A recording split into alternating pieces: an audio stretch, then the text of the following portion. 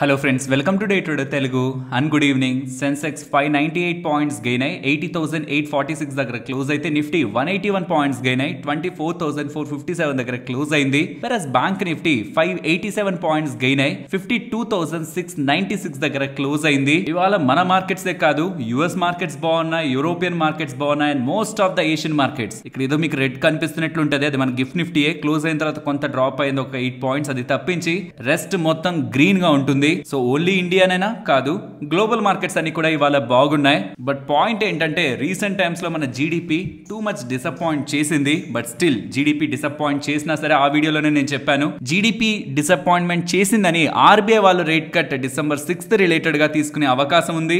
Are not just rate cut, CRR related గా, banks related గా కూడా ఆర్బీఐ వాళ్ళు ముందుకు వచ్చే ఛాన్స్ ఉంటుంది. కాబట్టి మార్కెట్స్ దీని రిలేటెడ్ గా పాజిటివ్ ఎక్స్పెక్టేషన్స్ లో ఉన్నాయి. కాబట్టి ఇవాళ మీరు గమనించండి, నాట్ జస్ట్ నిఫ్టీ ఒకటే కాదు, నిన్న బ్యాంక్ నిఫ్టీ అండర్ పర్ఫార్మ్ చేసిన, క్రెడిట్ గ్రోత్ కంటే డిపాజిట్ గ్రోత్ ఎక్కువైంది, లోన్స్ పెద్ద ఇవ్వట్లేదు బ్యాంక్స్ అనే ఒక నెగిటివిటీతో నిన్న బ్యాంక్స్ డౌన్ అయినా, ఆర్బీఐ రిలేటెడ్ గా ఈవెంట్ కి మనం దగ్గర అయ్యే కొద్దీ బ్యాంక్స్ లో మన అవుట్ పర్ఫార్మెన్స్ ని చూస్తాం. ఎందుకంటే రేట్ కట్ తీసుకున్నా, సిఆర్ఆర్ కట్ తీసుకున్నా ఫస్ట్ ఇంపాక్ట్ చేసేది అది బ్యాంక్స్ నే. కాబట్టి ఆర్బీఐ ఒక ఈవెంట్ December 6th ఉంటుండడం, దానికి దగ్గర అయ్యే కొద్దీ మార్కెట్ ఒకవేళ పెరగాలనుకుంటే నిఫ్టీ కంటే బ్యాంక్ నిఫ్టీలోనే మనకి with respect to RBI decision impact ఎక్కువ ఉండే ఛాన్సెస్ ఉన్నాయి. రీసెంట్ టైమ్స్ లో 6 ట్రేడింగ్ సెషన్స్ పాటు మార్కెట్ ఫేస్ చేసిన రెసిస్టెన్స్ కి అబోవ్ వచ్చి వాళ్ళ కాన్ఫిడెంట్ గా మార్కెట్ క్లోజ్ అవుతూ ఉండడం, నెక్స్ట్ లెవెల్ ఆఫ్ రెసిస్టెన్స్ 24,650 వైపు మార్కెట్ వెళ్తుందన్న ఎక్స్పెక్టేషన్స్ అయితే బిల్డ్ చేస్తుంది.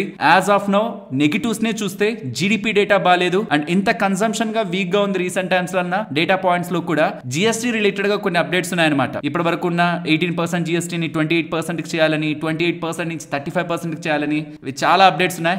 మాట్లాడుకుందాం, న్యూస్ టాపిక్ లో మాట్లాడుకుందాం. అది కొంత కన్సర్న్స్ వ్యక్తం చేస్తూ ఉంది. ఒకవేళ నిజంగా అలా చేస్తే మోస్ట్ ఆఫ్ ద కంపెనీస్ అన్ని ప్రైజ్లను పెంచితే, జిఎస్టీ పెరిగితే ప్రైస్ పెరుగుతుంది, దాంతో కన్సంప్షన్ ఇంకా ఏమైనా ఇంపాక్ట్ అవుతుందా అని ఒక question marks. Yes, base prices కాదు అవి, ఒక లెవెల్ ఆఫ్ స్పెండింగ్ తర్వాతే ప్రైజ్లను అయితే పెంచుతారంటున్నారు. బట్ ఎనీవే ఆ ఇంపాక్ట్ అయితే ఉంటుంది కదా. సో ఇది ఒక question mark. And GDP related గా నెగిటివ్ డేటా వస్తున్న సందర్భంలో కూడా మన మార్కెట్ స్టిల్ అప్ సైడ్ కి మూవ్ అవుతున్నాయంటే దానికి ప్రధానమైన కారణం ఆర్బీఐ రిలేటెడ్ గా ఈవెంట్ మీద మార్కెట్ కుంటున్న హోప్. ప్యారలల్ గా ఎఫ్ఐఎస్ కూడా వాళ్ళ సెల్లింగ్ ఇంటెన్సిటీని, రీసెంట్ టైమ్స్ లో ఉంటున్న వాళ్ళ సెల్లింగ్ ఇంటెన్సిటీని తగ్గించుకుంటూ, గతంలో చేసిన సెల్లింగ్ కంటే రీసెంట్ టైమ్స్ లో సెల్లింగ్ తగ్గించి, లాస్ట్ ట్రేడింగ్ సెషన్ లో ఆల్మోస్ట్ 238 crore దగ్గరగా వాళ్ళ సెల్లింగ్ నెంబర్ ని తగ్గించారు. కాబట్టి ఎఫ్ఐఎస్ యొక్క సెల్లింగ్ కూడా రీసెంట్ టైమ్స్ లో కూల్ ఆఫ్ అవుతూ ఉండడం మార్కెట్ మీద అంత ప్రెషర్ అయితే క్రియేట్ చేయలేదు. వెల్, గ్లోబల్ పాయింట్స్ గురించి మీతో చెప్పాలి. గ్లోబల్ గా కొన్ని ఇంట్రెస్టింగ్ థింగ్స్ అయితే జరుగుతున్నాయి. మొత్తం న్యూస్ ప్లాట్ఫామ్స్ అంతా కూడా మా మీద మీరు 25% టారిఫ్ వేస్తే మాకు చాలా ఇబ్బంది అవుతుందని జస్టిన్ ట్రూడో గారు, కెనడా రిలేటెడ్ గా ఉంటున్న ప్రైమ్ మినిస్టర్, ట్రంప్ గారిని అడిగారని. అండ్ ట్రంప్ గారు, మీరు నిజంగా అంత ప్రాబ్లం అవుతూ ఉంటే యునైటెడ్ స్టేట్స్ USA లో మీరు 51st స్టేట్ గా యాడ్ అయిపోండి, మీరు మా దాంట్లో కూడా కలిసిపోండి, అంటే సింపుల్ గా కెనడాని USA లో విలీనం అయిపోండి, మీ మీద ఏం ట్యాక్స్ భారం ఉండదు కదా అనేలా ట్రంప్ సజెస్ట్ చేశారని ఇలా మనకి వార్తలు అయితే కనిపిస్తూ ఉన్నాయి. And most important thing, just few hours back వస్తున్న ఇంపార్టెంట్ థింగ్ ఏంటంటే, చైనా రిలేటెడ్ గా ఉంటున్న చిప్ ఇండస్ట్రీ పైన న్యూ ఎక్స్పోర్ట్ రిస్ట్రిక్షన్స్ USA వాళ్ళు పెడుతున్నట్టు, ఇంచుమించుగా చైనా చిప్ ఇండస్ట్రీని ఇంపాక్ట్ చేయడానికి US వాళ్ళు టార్గెట్ చేస్తున్నట్టయితే అప్డేట్స్ అయితే కనిపిస్తున్నాయి. ఈవెన్ చైనా సైడ్ నుంచి కూడా, చైనా ఇండస్ట్రీ బాడీస్ కూడా US chips are no longer safe to buy అనేలా కూడా వీళ్ళిద్దరి మధ్యలో కొంత క్లాష్ ఈ సెమీ కండక్టర్స్ రిలేటెడ్ గా స్టార్ట్ అవుతున్నట్టు. యాక్చువల్లీ స్టార్ట్ అయింది ఎప్పుడో, బట్ దీన్ని నెక్స్ట్ ఫేజ్ లోకి వెళ్తున్నట్లయితే మనం అర్థం చేసుకోవచ్చు. So semi conductor stock manufacturers ఎవరైతే ఉన్నారో, అది బోత్ US అండ్ చైనా ఇద్దరికి కూడా నెగిటివ్ ఇంపాక్ట్. అండ్ ఇవాళ రిలీజ్ అవుతున్న ఒక రిపోర్ట్ ప్రకారం, US లా మేకర్స్ బ్యాక్ చేస్తున్న రిపోర్ట్ ప్రకారం, ఈ వైరస్ మనం ఏదైతే ఫేస్ చేసామో మొత్తం ఫ్యామిలీస్, నాకు తెలిసినంత వరకు చాలా ఫ్యామిలీస్ ఇంపాక్ట్ అయ్యాయి. దీని రిలేటెడ్ గా US వాళ్ళు చెప్తున్నది, ఇది ఖచ్చితంగా చైనా నుంచే వచ్చింది, చైనా ల్యాబ్ నుంచి లీక్ అవడం వల్ల ఇది జరిగిందనేలా 2 సంవత్సరాలు దీని రిలేటెడ్ గా చేసిన రీసెర్చ్ లో వాళ్ళైతే ఒక రిపోర్ట్ ద్వారా బయట పెడుతున్నారు. బట్ అయిపోయింది, ఇష్యూ అంతా అయిపోయింది. చైనా వాళ్ళు మేము కాదంటారు, మిగతా రెస్ట్ ఆఫ్ ద వరల్డ్ అంతా చైనా నుంచే అంటుంది. ఫైనల్ గా దీని కంక్లూజన్ అయితే ఉండదు. బట్ US వాళ్ళు ఇంకొక రిపోర్ట్ అయితే బయట పెడుతున్నారు, దీని బ్యాక్ ఉంటుంది చైనా అని. And coming to market, December 6th మనకి ఆర్బీఐ రిలేటెడ్ గా ఈవెంట్ ఉంది. 6th మార్నింగ్ దీని రిలేటెడ్ గా ఒక కంక్లూజన్ మనకు వచ్చేస్తుంది, బై 11 o'clock వచ్చేస్తుంది. టైమింగ్ నేను మీకు December 5th అప్డేట్ చేస్తాను, ఇప్పుడు చెప్పిన రిపీటెడ్ గా చెప్తూ వెళ్తాం కాబట్టి అది నీడ్ లేదు. December 6th మార్నింగ్ మనకి ఆర్బీఐ రిలేటెడ్ గా ఈవెంట్ కంక్లూజన్ వచ్చేస్తుంది. ఫస్ట్ హాఫ్ లోపు మార్కెట్ డైరెక్షన్ డిసైడ్ అవుతుంది. ఒకవేళ ఏదైనా పాజిటివ్ థింగ్స్ ఉంటే మార్కెట్ ఇంకా ఫర్దర్ గా పాజిటివ్ గా అప్ సైడ్ కి మూవ్ అవుతుంటే 24,650, 24,750 అక్కడ 100 పాయింట్లు మనకి రెసిస్టెన్స్ ఉంది. అది బ్రేక్ అయితే మాత్రం నెక్స్ట్ 25,000 మార్క్ అబౌవ్ మనం ఉంటాం. ఈ లోపు స్లోగా ఎవ్వరికి ఏం తెలియనట్టుగా mid and small cap stock స్లోగా ప్రతిరోజు పెరుగుతూనే ఉన్నాయి. చూడండి గ్రాఫ్ చూడండి, ఫ్రమ్ November 14th స్లోగా ఎవ్రీ ఎవ్రీడే మనకి ఎంతో కొంత పోర్ట్ఫోలియో స్టాక్స్ లో even market Nifty bank Nifty లెవెల్లో ఫాల్ అయినా పోర్ట్ఫోలియో లెవెల్లో గెయిన్స్ మనకు కనిపిస్తున్నాయి. ఇదే మార్కెట్ లో ఉంటున్న థింగ్. నెగిటివ్స్ వచ్చినప్పుడు కూడా మార్కెట్ పెరుగుతుంది బికాస్ ఈ నెగిటివ్ కారణంగా కమింగ్ టైమ్స్ లో ఏదైనా పాజిటివ్ ఉంటుందని. లైక్ జీడిపి డేటా బాగోలేకపోయినా ఆర్బీఐ వాళ్ళు దాని మైండ్ లో పెట్టుకొని రేట్ కట్ లో సిఆర్ఆర్ కట్ లో చేస్తారని ఎక్స్పెక్టేషన్స్ లా అనమాట. అండ్ నెక్స్ట్ యూఎస్ఏకి సంబంధించిన డేటా పాయింట్ ని యాడ్ చేయాలి. ఐఎస్ఎం మ్యానుఫ్యాక్చరింగ్ డేటా అప్డేట్ అయింది 48.4, ఎక్స్పెక్టేషన్స్ 47.5 ఉంటుందని. ఎక్స్పెక్టేషన్స్ అయితే బీట్ చేసింది. ఇంకా కాంట్రాక్షన్ లోనే ఉంది, 50% బిలోలోనే ఉంది, బట్ స్టిల్ డేటా బాగుంది. సో యూఎస్ ఎకానమీ బాగుంటున్నట్టు. సరే డిసెంబర్ 6th ఆర్బీఐ మీటింగ్ ఉంటుందని మల్టిపుల్ టైమ్స్ చెప్పారు. December 18th US Fed related గా మీటింగ్ అవుట్కమ్ ఉంటుందని చెప్పి మల్టిపుల్ టైమ్స్ చెప్పారు. ఇవి కాకుండా మేమేం అబ్జర్వ్ చేయాలి, వాలర్ ఫెడ్ రిలేటెడ్ గా ఉంటున్న పర్సన్ అనమాట. ఈ వాలర్ అనే అతను యూజువల్ గా హాకీ స్టేట్మెంట్స్ చేస్తుంటారు, నెగిటివ్ స్టేట్మెంట్స్ చేస్తుంటారు. బట్ తను డిసెంబర్ రిలేటెడ్ గా రేట్ కట్ ఉండొచ్చు అనేలా ఎక్స్పెక్టేషన్స్ ఉన్నాయని చెప్తున్నారు. అంటే డేటా ఏం డిసప్పాయింట్ చేయకపోతే, ఎందుకంటే కమింగ్ టైమ్స్ లో మనకి మంత్లీ జాబ్స్ డేటా ఉంది, అది కూడా ఏం డిసప్పాయింట్ చేయకపోతే, అంత స్ట్రాంగ్ గా ఏం ఆ డేటా పాయింట్ లేకపోతే మోస్ట్లీ డిసెంబర్ లో రేట్ కట్ ఉండొచ్చు అనేది తన వాదన. అండ్ మోస్ట్ ఇంపార్టెంట్ ఈ ఆర్బీఐ రిలేటెడ్ గా ఉంటున్న December 6th and December 18th fed related గా ఉంటున్న దాంతో పాటు థర్స్డే ఫెడ్ చైర్మన్ గారి స్పీచ్ ఉంది. అంటే దాంట్లో ఏమైనా సర్ప్రైజింగ్ థింగ్స్ ఉంటాయా అని నన్ను అడిగితే నేనైతే అనుకోను. బట్ మొత్తం వరల్డ్ ని షేక్ చేయగలిగే వ్యక్తి కదా ఫెడ్ చైర్మన్ గారు. సో తన స్పీచ్ ఉందన్న విషయాన్ని అయితే గుర్తు చేస్తున్నాను. థర్స్డే ఉంటుంది, మన మార్కెట్స్ క్లోజ్ అయ్యాకుంటుంది. సో ఓవర్ నైట్ పొజిషన్స్ ఎవరైనా క్యారీ చేస్తుంటే మనకి డిసెంబర్ 5th మార్కెట్ క్లోజ్ అయ్యాక ఫెడ్ రిలేటెడ్ గా ఫెడ్ చైర్మన్ రిలేటెడ్ గా స్పీచ్ అంటున్నాను. ఇది జస్ట్ ఫెడ్ చైర్మన్ గారి స్పీచ్ అనమాట. ఫెడ్ వాళ్ళ రియల్ మీటింగ్ మనకి 18th డిసెంబరే, బట్ ఫెడ్ స్పీచ్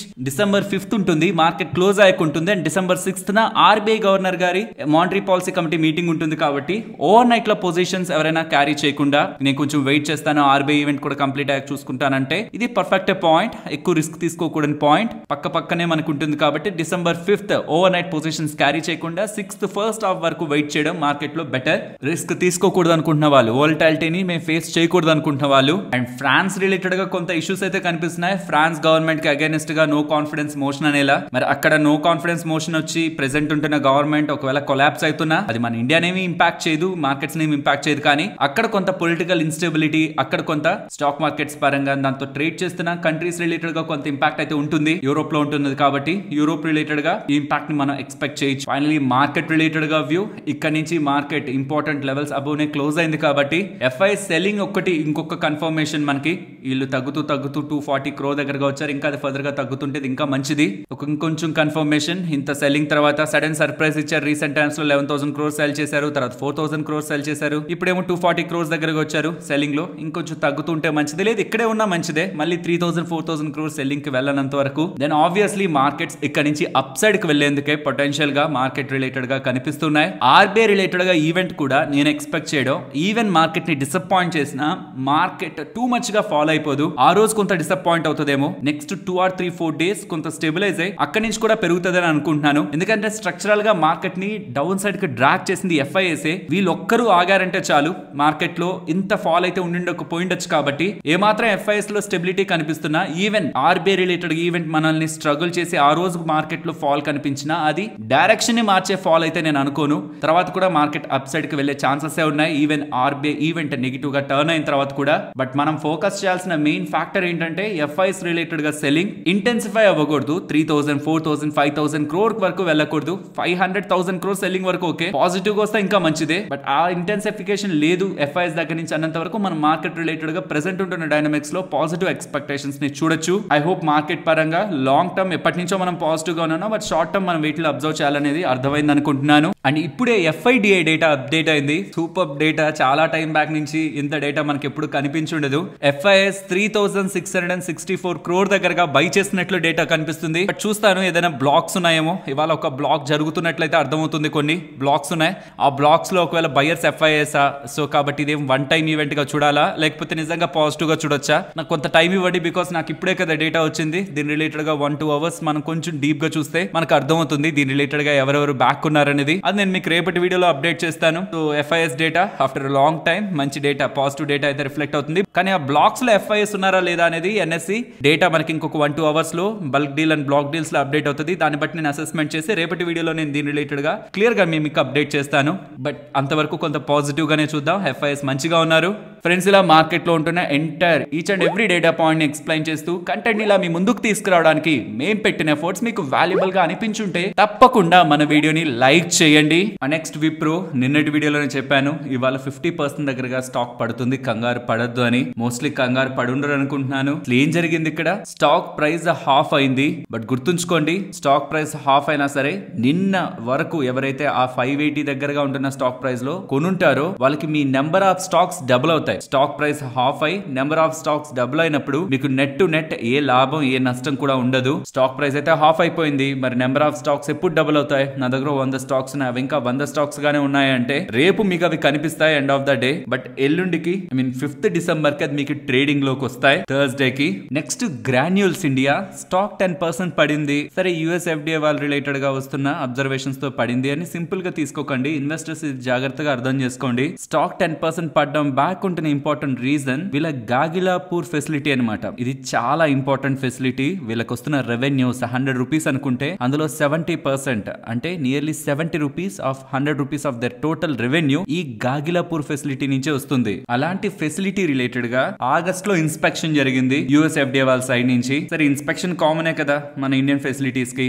ఇన్స్పెక్షన్ జరిగింది, ఒక 5-6 అబ్జర్వేషన్స్, వాలంటరీ యాక్షన్ ఇండికేటెడ్, వీటితో ఎండ్ అయిపోద్ది అనుకున్నారు. సరే, దీని తర్వాత వీళ్ళ కాన్ఫరెన్స్ కాల్ జరిగింది Q2 లో. దాంట్లో కూడా మేనేజ్మెంట్ చెప్పింది మేము చాలా పాజిటివ్ గానే దాంట్లోంచి బయటకు వస్తాం, రిజల్యూషన్ అయితే అయిపోతుందా, యుఎస్ ఎఫ్డిఏ రిలేటెడ్ గా ఇన్స్పెక్షన్ మీద మాకేం ఇంపాక్ట్ ఉండదు, మా మీద ఏమి అలాంటి ఇంపాక్ట్ ఏం లేదు అనేలా స్టేట్మెంట్స్ కూడా వచ్చాయి. బట్ సెప్టెంబర్ 2024 లో ఈ ఫెసిలిటీ నుంచి వాలంటరీగా ప్రొడక్షన్ కొంత ఆపారు. అక్టోబర్ లో మళ్ళీ రెజ్యూమ్ చేశారు. నేను ట్రాక్ చేస్తున్నంత దాని ప్రకారం ఏదో సంథింగ్ అక్కడ జరుగుతుంది అనే ఒక క్వశ్చన్ మార్క్స్ అయితే ఉన్నాయి. కానీ సడన్ గా ఇప్పుడు మాకు అఫీషియల్ యాక్షన్ ఇండికేటెడ్ వచ్చేసింది. యుఎస్ ఎఫ్డిఏ రిలేటెడ్ గా మాకు జరిగిన ఇన్స్పెక్షన్ లో యుఎస్ రెగ్యులేటర్ వాళ్ళు అఫీషియల్ యాక్షన్ ఇండికేటెడ్ అంటూ 6 అబ్జర్వేషన్స్ ఇస్తూ ఫార్మ్ 483 ని యుఎస్ ఎఫ్డిఏ వాళ్ళు ఇష్యూ చేశారు అంటూ ఉండడం 70% రెవెన్యూస్ ని కాంట్రిబ్యూట్ చేస్తున్నది. మరి సడన్ గా అఫీషియల్ యాక్షన్ ఇండికేటెడ్ లోకి వెళ్ళిపోతే మరి యుఎస్ కి వెళ్లాల్సిన కన్సైన్మెంట్స్, వాళ్ళకుంటున్న డీల్స్, ఇవన్నీ ఎలా ఇంపాక్ట్ అవుతాయని ఒక క్వశ్చన్ మార్క్ సడన్ గా స్టాక్ లో 10% ఫాల్ అయితే తీసుకొచ్చింది. ఇప్పుడు ఖచ్చితంగా మేనేజ్మెంట్ మేము దీన్ని త్వరగానే రిజాల్వ్ చేసుకుంటామనే స్టేట్మెంట్స్ చేస్తారు. బట్ ఎంత త్వరగా రిజాల్వ్ చేసుకుంటే అంత మంచిది.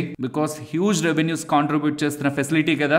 మోర్ నెంబర్ ఆఫ్ డేస్ ఇది అఫీషియల్ యాక్షన్ ఇండికేటెడ్ లో ఉంటే మాత్రం అది వీళ్ళకి అంత నష్టం. యూజువల్ గా యుఎస్ ఎఫ్డిఏ ఇన్స్పెక్షన్ అయిపోయిన తర్వాత ఆర్డర్ ఎలా ఉంటది అంటే వాళ్ళు ఇష్యూ చేసే ఆర్డర్స్ ఎలా ఉంటాయంటే voluntary action indicated, okay manage చేసుకోవచ్చు. నో యాక్షన్ ఇండికేటెడ్ అది ఇంకా మంచిది, ఏ ఇబ్బంది లేదు. కానీ వాలంటరీ యాక్షన్ ఇండికేటెడ్ అన్నా మేనేజ్ చేసుకోవచ్చు. బట్ అఫీషియల్ యాక్షన్ ఇండికేటెడ్ అంతే మాత్రం జాగ్రత్తగా దాన్ని ట్రాక్ చేయాలి. ఎందుకంటే దాన్ని కానీ రిజాల్వ్ చేసుకోకపోతే కమింగ్ టైమ్స్ లో వార్నింగ్ లెటర్ వస్తుంది, లేదంటే ఇంపోర్ట్ అలర్ట్ కూడా ఆ పర్టికులర్ ప్లాంట్ రిలేటెడ్ గా యుఎస్ ఎఫ్డిఏ వాళ్ళు విధిస్తారు. కాబట్టి మళ్ళీ దీని రిలేటెడ్ గా రీఇన్స్పెక్షన్ చేయించుకొని దీన్ని క్లియర్ చేసుకోవడం గ్రాన్యూల్స్ కి చాలా ఇంపార్టెంట్. అండ్ రిలేటెడ్ గా గ్రాన్యూల్స్ వాళ్ళు చెప్తూ మేము ఆ 6 అబ్జర్వేషన్స్ రిలేటెడ్ గాను క్లారిఫై చేసేసుకున్నారని, ఎక్స్పర్ట్స్ తో కూడా కంప్లైంట్స్ రిలేటెడ్ గా ఏ సొల్యూషన్స్ తీసుకోవచ్చని ఎలా మీటింగ్ లో ఉన్నారని, కాన్ఫిడెంట్ గా ఉన్నారని. నెక్స్ట్ యుఎస్ ఎఫ్డిఏ వాళ్ళు వచ్చి వీళ్ళు రిలేటెడ్ గా చేసిన ఇన్స్పెక్షన్స్ తో అది సార్ట్ అవుట్ అయిపోతుందని ఎలా గ్రాన్యూల్స్ వాళ్ళైతే స్ట్రాంగ్ గానే చెప్తున్నారు. మరి చూడాలి వీళ్ళంతా త్వరగా దీన్ని క్లియర్ చేసుకుంటారని. ఇక్కడ వచ్చే క్వశ్చన్, 70% ఆఫ్ దేర్ బిజినెస్ ఇప్పుడు ఒకవేళ యుఎస్ రిలేటెడ్ గా వెళ్ళడంలో ఇంపాక్ట్ అవుతుంటే ఎవరికి అడ్వాంటేజ్ ఉంటుందని. ఆల్మోస్ట్ గ్రాన్యూల్స్ వల్ల ఏదైతే బిజినెస్ ఉందో, యుఎస్ కి వెళ్తున్న బిజినెస్ ఉందో, అందులో 80 to 85% దగ్గరగా ఓవర్ ల్యాప్ అవుతూ ప్రొడక్ట్స్ ని తయారు చేస్తున్నది అరబిందో ఫార్మా వాళ్ళు. సో ఒకవేళ అక్కడ కానీ బిజినెస్ ఇంపాక్ట్ అయ్యి యుఎస్ కి వెళ్తున్న సేల్స్ ఇంపాక్ట్ అవుతుంటే అది అరబిందో ఫార్మా రిలేటెడ్ గా ఎడ్జ్ గా మారే స్కోప్ ఉంది. In the worst case granules worst case లో బాగా ఇంపాక్ట్ అయ్యి సేల్స్ లో డిస్రప్షన్ వస్తే అది అరబిందో ఫార్మాకి అడ్వాంటేజ్ ఉంటుంది. కాబట్టి చూడండి, గ్రాన్యూల్స్ రిలేటెడ్ గా ఈ అప్డేట్ వచ్చేసరికి అక్కడ స్టాక్ పడింది, ఇక్కడ స్టాక్ ఏమో 2% దగ్గరగా పెరిగింది. సో అది వాళ్ళ కొంత స్టాక్ ప్రైస్ లో కూడా రిఫ్లెక్ట్ అయ్యే ప్రయత్నం జరిగింది. బట్ గ్రాన్యూల్స్ కాన్ఫిడెంట్ గా ఉన్నారు దీన్ని త్వరగా రిజాల్వ్ చేసుకుంటామని. ఏమాత్రం డిలే అవుతున్నా అది గ్రాన్యూల్స్ కి నెగిటివ్, అరబిందో ఫార్మాకి పాజిటివ్, వాళ్ళ ప్రొడక్ట్స్ ఒక ఓవర్ ల్యాప్ పరంగా చూసుకుంటే. ఫ్రెండ్స్, ఇలా న్యూస్ అప్డేట్స్ ని అనాలిసిస్ చేస్తూ మీ ముందుకి కంటెంట్ తీసుకురావడానికి మేం పెడుతున్న ఎఫర్ట్స్ మీకు వాల్యుబుల్ గా అనిపిస్తూ ఉంటే మన వీడియోని తప్పకుండా లైక్ చేయండి. నెక్స్ట్ M&M వాళ్ళు రీసెంట్ గా లాంచ్ చేసిన వెహికల్స్ ని, BE6C వెహికల్స్ ని ఎవరైనా చూసారా? చాలా ఇంట్రెస్టింగ్ గా ఉన్నాయి. అండ్ మొత్తం ఇంటర్నెట్ అంతా కూడా గ్లోబల్ గా టెస్లా ఉంటే ఇక్కడ M&M ఉంది మనకి. స్ట్రాంగ్ మోడల్స్ ని రిలీజ్ చేసింది, ఫ్యూచరిస్టిక్ మోడల్స్ చాలా బాగున్నాయి. అలా టెస్ట్ డ్రైవ్స్ చూపిస్తూ, మోడల్స్ చూపిస్తూ చాలా ఇంట్రెస్టింగ్ థింగ్స్ అని పాజిటివ్ గా నడుస్తున్న టైంలో ఇండిగో ఫ్లైట్స్ మీరు రెగ్యులర్ గా యూస్ చేస్తున్న వాళ్ళైతే మీరు చూస్తే most of the flights related గా మీకు నేమ్స్ లో 6E అనేది కనిపిస్తూ ఉంటుంది. బికాస్ అది వాళ్ళ ట్రేడ్ మార్క్. మా ట్రేడ్ మార్క్ ని పట్టుకెళ్ళి మీ వెహికల్స్ కి వాడుకుంటారా అని కానీ ఇండిగో వాళ్ళు ఈ మహీంద్రా ఎలక్ట్రిక్ వాళ్ళ రిలేటెడ్ గా లా సూట్ ని ఫైల్ చేసినట్టు ట్రేడ్ మార్క్ ఇన్ఫ్రింజ్మెంట్, మా ట్రేడ్ మార్క్ ని మాకు చెప్పకుండా మా అనుమతి లేకుండా మీరు వాడతారా అనేలా వాళ్ళ మీద కేసును వేసినట్లు అప్డేట్స్ అయితే కనిపిస్తున్నాయి. బట్ పర్సనల్ గా ఇలాంటివన్నీ కూడా వాళ్ళు సెటిల్ చేసేసుకుంటారు, అంటే ఇవి పెద్ద అవుతాయని అయితే అనుకోవట్లేదు. But finally case, law suit ఇవన్నీ మార్కెట్స్ కి మంచిది కాదు కాబట్టి, పాజిటివ్ గా ఏం కనిపించదు కాబట్టి M&M ఇన్వెస్టర్స్ అయితే దీని రిలేటెడ్ గా కొంత వాచ్ చేయడం బెటర్. ఇదైతే అంత పెద్దదవుతుంది అనుకోవట్లేదు, ఇది ఫైనల్ గా అయితే సెటిల్ అయిపోతుంది. ఎందుకంటే M&M వాళ్ళు ఆ కార్ పేరు 6E కాకపోతే 6W పెట్టినా 6Z పెట్టినా ఏం పెట్టినా ఆ కారు బయట కనిపిస్తున్న లుక్స్, లోపల ఇస్తున్న స్పెక్స్ అండ్ వాళ్ళు పెట్టిన ప్రైసింగ్ రేంజ్ ని బట్టి వెళ్తుంది. కానీ 6E పెట్టినా 6W పెట్టినా 6Z పెట్టినా ఏది పెట్టినా ఆ కార్ అయితే సేల్ అవుతుంది. కాబట్టి ఇది పెద్ద ఇంపాక్ట్ మహీంద్రా అండ్ మహీంద్రా మీద ఉంటదని అయితే అనుకోవట్లేదు. నెక్స్ట్ GOM వాళ్ళు, గ్రూప్ ఆఫ్ మినిస్టర్స్ వాళ్ళు GST కౌన్సిల్ కి ఇప్పటి వరకు మనం 28% GST వేస్తున్నాం, కాదు ఇక దాన్ని 35% GST కి తీసుకువెళ్ళాలి.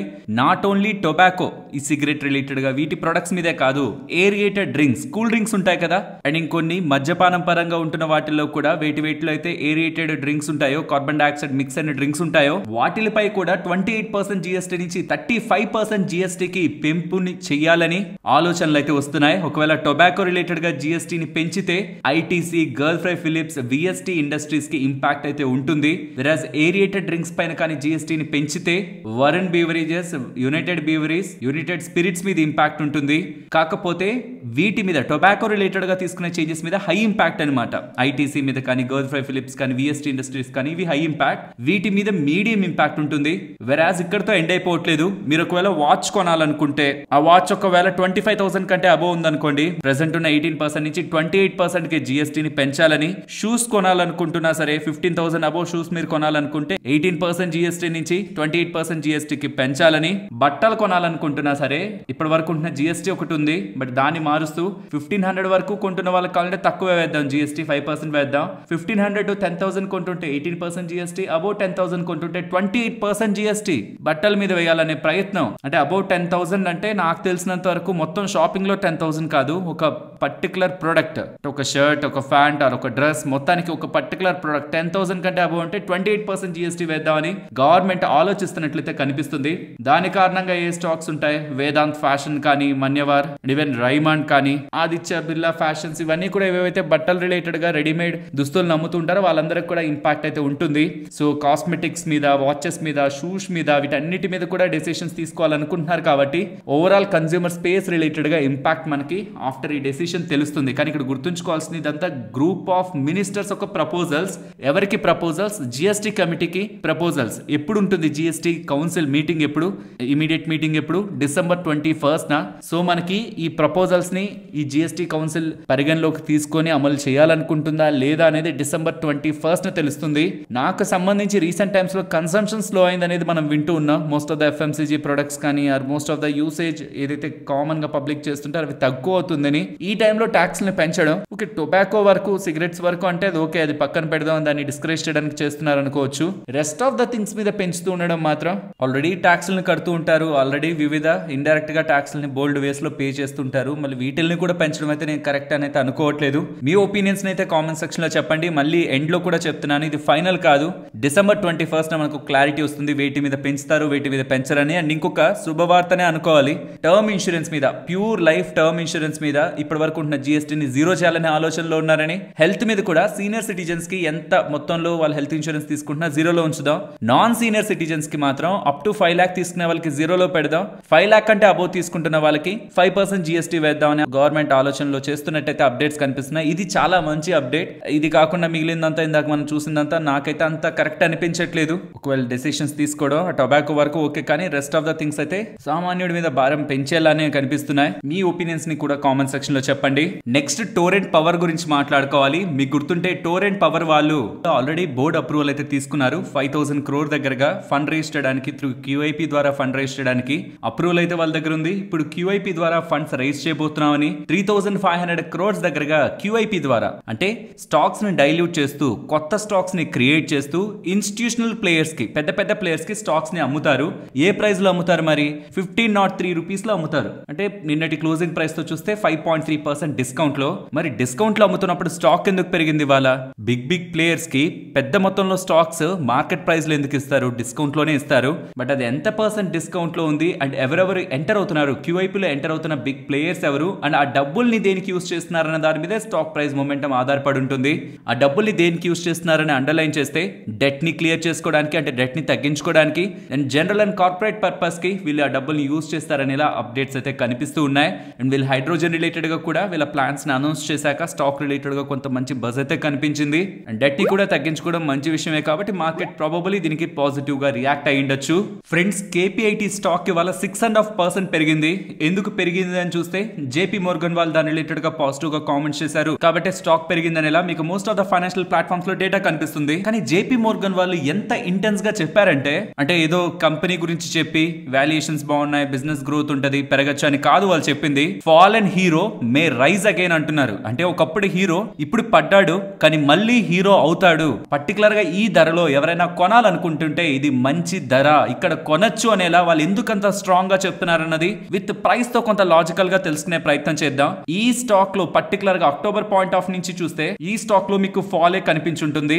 వెరాజ్ మీకు in recent times IT space లో ర్యాలీ కనిపించింది. ఓవరాల్ నిఫ్టీ ఐటీ ఇండెక్స్ లో ర్యాలీ ఉంది. వెరాజ్ KPIT టెక్నాలజీస్ లో మాత్రం ఫాల్ మనకి కనిపించింది. ఇది ఒక first point. Under performance compared with IT index ఉంది. వెరాజ్ దీని పేర్స్ ని చూసారనుకోండి, సేమ్ స్పేస్ లో ఉంటున్న ఇతర place like Tata LXI, Tata tech తో కంపేర్ చేసిన 11% డిస్కౌంట్ లో ఉంది. అంటే రీసెంట్ గా ఉంటున్న ప్రైస్ మూని ఆధారంగా చేసుకుంటే మరి ఏదో ఒక రీజన్ ఉంటది కదా మార్కెట్ పట్టించుకోవట్లేదంటే. ఎస్, వీళ్ళు FY25 రిలేటెడ్ గా వాళ్ళ గైడెన్స్ ని కట్ చేశారు. దీన్ని కూడా JP Morgan వాళ్ళు ఇంక్లూడ్ చేస్తూ ఇలా కట్ చేసినా సరే అండర్ పర్ఫార్మెన్స్ రీసెంట్ టైమ్స్ లో ఏదైతే స్టాక్ ప్రైస్ లో కనిపించిందో కమింగ్ టైమ్స్ లో అది బ్యాలెన్స్ అవుతుందని, ఎవరైనా ఈ స్టాక్ లో కొనాలా లేదా అని ఆలోచిస్తున్న వాళ్ళకి ఇది మంచి ధర అని, in the worst case down side కి స్టాక్ ప్రైస్ ఫాలో అవుతున్న బేర్ కేస్ సినారియోలో 1200 వరకు స్టాక్ ప్రైస్ వెళ్ళొచ్చని, కానీ బేస్ కేస్ లో అంటే బులిష్ కూడా కాదు, మళ్ళీ అంటే స్ట్రాంగ్ గా పాజిటివ్ గా కూడా కాదు, బేస్ కేస్ లో స్టాక్ 1900 వరకు వెళ్తుందని, 40% ఎస్టర్డే క్లోజింగ్ ప్రైస్ నుంచి అప్ సైడ్ ఉండొచ్చు అనేలా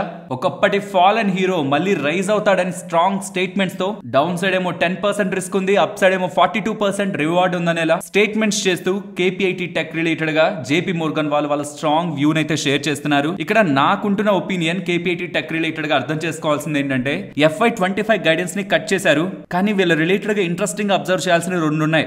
large deals, almost 4 large deals related గా వీళ్ళ మధ్యలో డిస్కషన్స్ లో ఉన్నాయి. అందులో ఒక్కటి కన్వర్ట్ అయినా వీళ్ళు ఎక్స్చేంజెస్ కి ఒక్క అప్డేట్, ఇలా ఈ లార్జ్ డీల్ మాకు కన్వర్ట్ అయింది, పైప్ లైన్ లో నుంచి రియల్ డీల్ లాగా కన్వర్ట్ అయింది అని ఇలా ఒక్క స్టేట్మెంట్స్ వీళ్ళ దగ్గర నుంచి కనిపించిన ఇది అప్పటి వరకు ఉంటున్న సెంటిమెంట్ మొత్తాన్ని మారుస్తుంది. అండ్ ఇంకొకటి M&A రిలేటెడ్ గా కూడా, మర్జర్ అండ్ అక్విజిషన్ రిలేటెడ్ గా కూడా ఇంకేదైనా కంపెనీని వీళ్ళు అక్విజిషన్ చేస్తున్నారన్నా అది మార్జిన్ అండ్ రెవెన్యూ అక్రిటివ్, అంటే మార్జిన్స్ అండ్ రెవెన్యూస్ ఆ డీల్ ద్వారా పెరుగుతాయనేలా ఒక్క స్టేట్మెంట్ వీళ్ళు ఎక్స్చేంజెస్ కి చేసినా సరే ఇప్పటి వరకు ఉంటున్న ఎంటైర్ సెంటిమెంట్ ని మార్చగలిగేటివి అనమాట.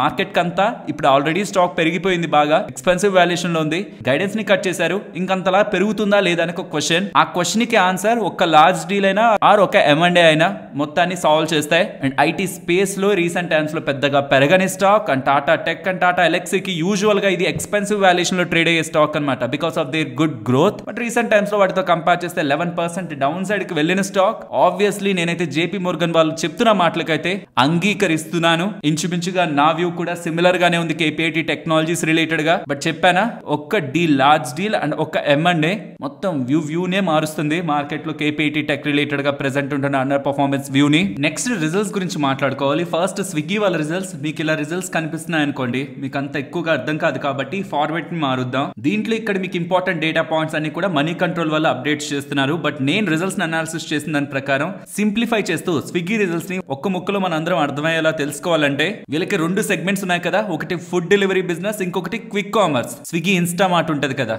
అంటే అన్ని దగ్గర ఉండదు, కొన్ని ప్రాంతాల్లో ఉంటది. ఈ 2 బిజినెస్ గురించి మనం మాట్లాడుకోవాలి. ఫస్ట్ ఫుడ్ డెలివరీ బిజినెస్ 22% దగ్గరగా రెవెన్యూ గ్రో అయింది. Most important thing, revenue grow అవడమే కాదు, ఆపరేటింగ్ సైడ్ కూడా నియర్లీ 122 crore దగ్గరగా ఆపరేటింగ్ లెవెల్లో వీళ్ళు గ్రోత్ ని తీసుకురాగలిగారు. అది quarter on quarter and year on year comparison లో బెటర్ అవుతుంది. అంటే లాజికల్ గా ఒకసారి ఇలా ఆలోచించండి, ఫుడ్ డెలివరీలో రెవెన్యూ పెరిగింది, మంచిగా స్ట్రాంగ్ గా పెరిగింది, అండ్ ఆపరేటింగ్ సైడ్ కూడా జర్నీని ఈ లాసెస్ నుంచి పాజిటివ్ గా టర్న్ అయ్యే జర్నీలో ఇంకొంచెం ముందుకు వెళ్లారు. లాస్ట్ టైం పోలిస్తే ఇంకొంచెం ముందుకు వెళ్లారు. So food delivery segment tick చేయొచ్చు మనం. మనం ఇంకా డబుల్ టిక్ చేయొచ్చు. రెండవది క్విక్ కామర్స్ సెగ్మెంట్, ఇక్కడ స్ట్రాంగ్ గ్రోత్ కనిపించింది అనమాట. 30% గ్రోత్ దగ్గరగా జొమాటో వాళ్ళకంటే చాలా స్ట్రాంగ్ గా గ్రో అయ్యారు ఇక్కడ. బట్ ఆపరేటింగ్ లెవెల్లో మాత్రం వాళ్ళు ఏమంత పెద్ద గ్రో అవ్వలేదు. ఆపరేటింగ్ సైడ్ గతంలో ఎలా ఉన్నారు ఇప్పుడు అలానే ఉన్నారు. అంటే వాళ్ళు ఈ క్విక్ కామర్స్ సైడ్ ప్రాఫిటబుల్ అయ్యేందుకు ప్రెసెంట్ చూడట్లేదు, వాళ్ళని ఎక్స్పాండ్ చేసుకునేందుకు చూస్తున్నారు. కాబట్టి రెవెన్యూస్ పెరుగుతున్నాయి, ఆపరేటింగ్ లెవెల్లో సేమ్ లెవెల్స్ లో ఉన్నారు. అండ్ ఇక్కడ క్లియర్ గా చెప్పాలి, జొమాటో కంటే స్ట్రాంగ్ గా గ్రో అయ్యారంటే దాని అర్థం క్విక్ కామర్స్ సెగ్మెంట్ లో బ్లింకిట్ కంటే స్విగ్గీ ఇన్స్టామార్ట్ ఎక్కడో ఉందని కాదు. స్టిల్ ఇప్పటికీ కూడా స్విగ్గీ ఇన్స్టామార్ట్ కి 490 crore రెవెన్యూ ఉంటే జొమాటోకి 1156 crore only quick commerce segment లో బ్లింకిట్ ద్వారానే జొమాటోకి వస్తుంది.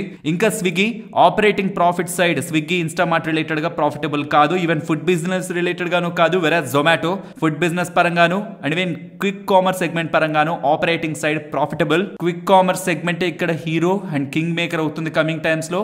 జొమాటో కంటే 50% లోయర్ సైడ్ స్విగ్గీ ఒక ఇన్స్టామార్ట్ బిజినెస్ ఉంది అండ్ దీని మీదే కంపెనీ కూడా ఫోకస్ చేస్తుందని ఐపీఓ టైంలో మేనేజ్మెంట్ చెప్పింది. అండ్ ఇవాళ ఈవినింగ్ 5 o'clock కి కాన్ఫరెన్స్ కాల్ కూడా ఉంది. ఏదైనా ఇంట్రెస్టింగ్ డేటా అక్కడ కనిపిస్తూ ఉంటే రేపటి వీడియోలో నేను మీకు అది అప్డేట్ చేస్తాను. ఓవరాల్ నెంబర్స్ బెటర్ గానే ఉన్నాయి. నెక్స్ట్ చైనా నుంచి మనకు ఒక ఇంపార్టెంట్ అప్డేట్ కనిపిస్తుంది. చైనా నుంచి వచ్చింది కదా, నిజంగానే చైనీస్ లాంగ్వేజ్ లో ఉంది, ఏంటి మాకు అర్థం కావట్లేదు అని అనుకోకండి. ఇది ministry of commerce China related గా వస్తున్న అప్డేట్. దీని ప్రకారం gallium, germanium, antimony super hard materials అమెరికాకి నో లాంగర్ ఎక్స్పోర్ట్ చేయాలనుకోవట్లేదనేలా ఈ గ్రాఫైట్ రిలేటెడ్ గా చైనా వాళ్ళు స్ట్రిక్ట్ రెగ్యులేషన్స్, యుఎస్ కి వెళ్తున్న వాటిపైన స్ట్రిక్ట్ రెగ్యులేషన్స్ పెట్టి మోస్ట్లీ యుఎస్ కి ఎక్స్పోర్ట్స్ ని నిలపాలనేలా చైనా వాళ్ళు ప్రయత్నిస్తున్నారని గ్లోబల్ గా అప్డేట్స్ అయితే కనిపిస్తున్నాయి. ఫ్రెండ్స్, గ్రాఫైట్ రిలేటెడ్ గా China one of the top producer. ఎంత అనేది ఇక్కడ మీకు స్క్రీన్ మీద కనిపిస్తుంది. చైనాకి దగ్గరగా కూడా మనకి ఇంకే ఇతర కంట్రీ కనిపించదు. చూడండి నెక్స్ట్ ఏ కంట్రీస్ డౌన్ సైడ్ ఉన్నాయని. బట్ ఎనీవే చైనా రిలేటెడ్ గా మనకి ఇంపాక్ట్ కనిపిస్తుంది కాబట్టి ఆబ్వియస్లీ ఈ గ్రాఫైట్ రిలేటెడ్ గా ఉంటున్న ఇతర కంపెనీస్, ఇతర దేశాల్లో ఉంటున్న కంపెనీస్ అడ్వాంటేజ్ ని పొందుతాయి. కాబట్టి చైనా నుంచి యుఎస్ కి వెళ్ళట్లేదు గ్రాఫైట్ అండ్ ఇతర ప్రొడక్ట్స్ అనేసరికి రిస్ట్రిక్షన్స్, రెగ్యులేషన్స్ అక్కడ టైట్ అవుతున్నాయి because of US China tensions. నేను మీకు న్యూస్ వీడియోలో కూడా మాట్లాడాను కదా, అక్కడ సెమీ కండక్టర్స్ రిలేటెడ్ గా కూడా వాళ్ళ మధ్యలో జరుగుతున్న ఇష్యూ. ఇది ఇక్కడతో ఎండ్ అవ్వదు. యుఎస్ చైనా కొట్టుకుంటూనే ఉంటారు చాలా ఇష్యూస్ లో. దాని కారణంగా మన ఇండియాలో ఏ కంపెనీస్ లాభపడతాయంటే ఇప్పుడు ఈ గ్రాఫైట్ రిలేటెడ్ గా ఉన్న ఇష్యూస్ తో మాత్రం గ్రాఫైట్ అండ్ హెచ్ఈజీకి అడ్వాంటేజ్ ఉంటుంది. కాబట్టి ఇవాళ స్టాక్ మార్కెట్లు ఇవైతే పెరిగాయి. బట్ గుర్తుంచుకోండి, వరల్డ్ గ్రాఫైట్ ప్రొడక్షన్ లో చైనాది టాప్ పొజిషన్. దానికి దగ్గరగా కూడా ఇంకే ఇతర దేశం కూడా మనకు కనిపించదు. కాబట్టి ఇప్పుడు అక్కడి నుంచి డిస్రప్షన్ జరిగితే, అంటే అంత పెద్ద సప్లయర్ డిస్రప్షన్ జరిగిందంటే దెన్ ఇతర దేశాల్లో ఉంటున్న కంపెనీస్ కి ఒక హ్యూజ్ అండ్ మ్యాసివ్ డిమాండ్ అయితే క్రియేట్ అవుతుంది. మరి చూడాలి ఇలాంటి ఆపర్చునిటీని ఎలా వీళ్ళు అందుకుంటారు గ్రాఫైట్ అండ్ హెచ్ఈజీ వాళ్ళని. ఇట్స్ ఎ హ్యూజ్ డెవలప్మెంట్ ఈ పర్టికులర్ కంపెనీస్ రిలేటెడ్ గా. ఫ్రెండ్స్, ఏదైనా సినిమా వస్తుంది ఇండియా వైడ్ గా రిలీజ్ అయ్యే సినిమా లైక్ కల్కి కానివ్వండి అండ్ గతంలో ఉంటున్న పాన్ ఇండియా మూవీస్ ఏవైనా కానివ్వండి, ఏవైనా వస్తున్నాయంటే చాలు ఖచ్చితంగా పీవీఆర్ ఐనాక్స్ స్టాక్ ఫోకస్ లో ఉంటది. నెక్స్ట్ కమింగ్ టైమ్స్ లో మనకి గేమ్ చేంజర్ మూవీ ఉంది. బట్ ఇప్పుడు వెరీ రీసెంట్ గా చాలా దగ్గరగా ఉంటున్న మూవీ పుష్ప 2. దాని కారణంగా సుమారుగా గ్లోబల్ కలెక్షన్స్ అంతా కలిపి డే 1 లోనే 300 crore మార్క్ క్రియేట్ చేస్తూ రికార్డ్స్ ని బ్రేక్ చేస్తుందని అండ్ చాలా వర్గాల నుంచి చాలా నెంబర్స్ అయితే ఉన్నాయి. నేనైతే అంత క్లోజ్ గా మూవీస్ ని ఫాలో అవ్వను అండ్ పర్టికులర్ గా ఈ నెంబర్స్ రిలేటెడ్ గా కూడా నాకు అంత ఐడియా లేదు. బట్ ఫైనల్ గా ఒకవేళ పుష్ప 2 కానీ హిట్ అవుతూ ఉంటే స్టార్టింగ్ మంచి మొమెంటమే ఉంటుంది. డే 1 లో హీరో స్టామినాని బట్టి డే 1 ఓపెనింగ్ ఉంటుంది. డే 2, డే 3, డే 4, డే 10 అలా ఒక్కొక్క డే కలెక్షన్ కంటే ఆ తర్వాత డే కలెక్షన్స్ ఇంకా పెరుగుతున్నాయి అనుకోండి, అది గుడ్ సైన్ అనమాట. Over the period momentum strong గా ఉంటుంది కలెక్షన్స్. కానీ ఆ కలెక్షన్స్ హీరోలకి మంచి బ్రాండ్ ఇమేజ్ తెస్తాయి అండ్ రెమ్యునరేషన్ పరంగా షేర్ కూడా ఉంటుంది కొన్నిసార్లు మూవీస్ లో. ప్రొడ్యూసర్స్ కి, డిస్ట్రిబ్యూటర్స్ కి, ఎగ్జిబిటర్స్ కి అండ్ మోస్ట్ ఇంపార్టెంట్ ఇలాంటి మల్టీప్లెక్స్ చైన్ ఉంటున్న పీవీఆర్ ఐనాక్స్ కూడా మంచి లాభాలు. Not only with ticket prices, food and beverages అమ్మి కూడా సంపాదిస్తారు. కాబట్టి ఒక్క పుష్ప 2 మూవీ ఇది 2000 మార్క్ కి, స్టాక్ ని 2000 మార్క్ కి తీసుకువెళ్ళిపోతుందా అనే క్వశ్చన్స్ కొన్ని ఫైనాన్షియల్ ప్లాట్ఫామ్స్ లో అయితే కనిపిస్తూ ఉన్నాయి. లాస్ట్ ఫ్యూ డేస్ నుంచి పుష్ప రిలేటెడ్ గా ఉంటున్న ఫీవర్ తో ఈ స్టాక్ అయితే పెరుగుతూ ఉంది. అండ్ పుష్ప డే 1 తర్వాత వస్తున్న టాక్ ఈ పర్టికులర్ స్టాక్ అయితే ఇంపాక్ట్ చేస్తుంది. తర్వాత టైమ్స్ లో మనకి గేమ్ చేంజర్ మూవీ ఉంది. అండ్ తర్వాత కూడా మోస్ట్లీ ఇప్పుడు మన తెలుగు వాళ్ళందరూ చేసే మూవీస్ అన్ని పాన్ ఇండియా మూవీస్ అవుతున్నాయి. సో ఇప్పుడు పాన్ ఇండియా మూవీ అంటే తెలుగు వాళ్ళు ఏం చేస్తున్నారనేలా క్రియేట్ అవుతున్నాయి. కాబట్టి మన తెలుగు హీరోస్ రిలేటెడ్ గా వస్తున్న బిగ్ మూవీస్ లో ప్రతిసారి కూడా ఈ పీవీఆర్ ఐనాక్స్ రిలేటెడ్ గా ఫోకస్ ఉంటుందన్న విషయాన్ని మనం గుర్తుంచుకోవాలి. మంచిగా వెళ్తున్న బిజినెస్ ని వాళ్ళ చేతులతో వాళ్ళు పాడు చేసుకోవడం అంటే ఇలానే ఉంటుంది. ఫ్రెండ్స్, నెంబర్స్ బాగాలేకపోయినా మార్కెట్ ఒప్పుకుంటది, లేకపోతే ఏదైనా చిన్న మిస్టేక్స్ బిజినెస్ లో జరిగి లాస్ అవుతున్న మార్కెట్ తీసుకుంటది ఫ్యూచర్ లో గ్రో అవుతారులే అని. కానీ ఇక్కడ జరిగింది మ్యాప్ మై ఇండియాలో nothing but C info systems లో ఒక డిఫరెంట్ సినారియో. ఫౌండర్ సన్ అంటే కంపెనీని స్టార్ట్ చేసిన వాళ్ళ సన్ స్టార్ట్ చేస్తున్న ఒక కొత్త కొత్త కంపెనీకి డబ్బుల్ని ఎక్కడి నుంచి తీసుకురావాలి? తనకున్న క్రెడిబిలిటీ ఉంటే మార్కెట్ లో డెట్ ద్వారా రైజ్ చేయొచ్చు. నిజంగా తను స్టార్ట్ చేస్తున్న బిజినెస్ లో అంత గ్రోత్ ఉంటది అనుకుంటే ఈక్విటీని ఇష్యూ చేసి రైజ్ చేయొచ్చు ఆ కంపెనీ రిలేటెడ్ గా. బట్ ఆ కంపెనీని స్టార్ట్ చేయడానికి, ఆ కంపెనీని గ్రో చేయడానికి మ్యాప్ మై ఇండియాకి సంబంధించి ఇన్వెస్ట్మెంట్స్ ని 35 crore ఇన్వెస్ట్మెంట్స్ ని పెట్టి వాళ్ళ సన్ వాళ్ళ కంపెనీలో నియర్లీ 10% స్టేక్ కొనేలా మ్యాప్ మై ఇండియా ఫండ్స్ ని డైవర్ట్ చేస్తున్నారనేలా మార్కెట్ లోకి వచ్చిన అప్డేట్ స్టాక్ ని కోలుకోలేని విధంగా డౌన్ సైడ్ కి తీసుకువెళ్ళింది. దాంతో స్టాక్ ప్రైస్ బాగా పడుతుండేసరికి ఈ company CEO and top management అంతా 35 crores నిజంగానే ఇన్వెస్ట్ చేద్దాం అనుకున్నాం మాకు సంబంధించిన కంపెనీలో, వేరే కంపెనీలో. బట్ మార్కెట్ దాన్ని సీరియస్ గా తీసుకుంది కాబట్టి, నెగిటివ్ గా తీసుకుంది కాబట్టి మేమైతే డబ్బులు పెట్టాం, మేము ఆ డబ్బుల్ని తీసుకోం సి ఇన్ఫో సిస్టమ్స్ నుంచి అని. మేము ఆ డబ్బుల్ని వాడమని చెప్పినా సరే వాడారా వాడలేదా పాయింట్ కాదు, అసలు ఆ థాట్ ఎందుకు వచ్చింది? కంపెనీ డబ్బుల్ని వేరే ఒక కంపెనీలో, వాళ్ళకి సంబంధించిన కంపెనీలో బలవంతంగా ఇన్వెస్ట్మెంట్ చేయాలన్న థాట్ ఎందుకు వచ్చింది అన్న క్వశ్చన్ మార్క్స్ తో నిన్న స్టాక్ ప్రైస్ లో ఫాల్ ఉంది, ఇవాళ స్టాక్ ప్రైస్ లో ఫాల్ ఉంది. మార్కెట్ కొంత డిస్టర్బ్ అవుతుంది అనమాట, మూడ్ డిస్టర్బ్ అవుతుంది. ఎందుకు ఇలా థింక్ చేశారు మేనేజ్మెంట్, ఎందుకు ఇలా ఆలోచించిందని. దీనికి పే చేస్తున్న ప్రైస్ ఇది. వాళ్ళు పెడదాం అనుకుంది 35 crores, కానీ ఇవాళ పడిందే నియర్లీ 10% వేసుకున్నా. దీని మార్కెట్ క్యాపిటల్ 8,000 crores, 9,000 crore కంపెనీలో నిన్నటి నుంచి చూస్తే 12% దగ్గరగా పడింది. అంటే చూడండి ఎంత పర్సెంట్ వాళ్ళు కోల్పోయారో just because of the 35 crore investment. Next Nifty అలాగే bank Nifty support and resistance present ఉన్న లెవెల్స్ నుంచి అప్ సైడ్ 24,520 అండ్ అబౌట్ 24,580. ఇక్కడ నుంచి బిలో వస్తుంటే 24,340 అండ్ ఆ below 24,270. Coming to bank Nifty, ఇవాళ మీరు గమనిస్తే రెసిస్టెన్స్ బ్రేక్ అయింది, స్ట్రాంగ్ క్యాండిల్, మళ్ళీ అదే సపోర్ట్ తీసుకుంది, మళ్ళీ ఆ జోన్స్ దగ్గరే ఉంది. ఫాలో అవుతున్న ఈ ఇంపార్టెంట్ సపోర్ట్ 52,570, అది బ్రేక్ అయితే ప్రీవియస్ డే హై ఫార్మ్ చేసిందా 52,172, అది ఇంపార్టెంట్ సపోర్ట్. ఒకవేళ అప్ సైడ్ కి వెళ్తుంటే మాత్రం 5340 అండ్ అబౌవ్ 53,370 ఇవి ఇంపార్టెంట్ జోన్స్ గా గమనిస్తున్నాను. మరొక ఇంట్రెస్టింగ్ వీడియోతో మళ్ళీ మీ ముందుకు వస్తాను. అంతవరకు టేక్ కేర్, జై హింద్.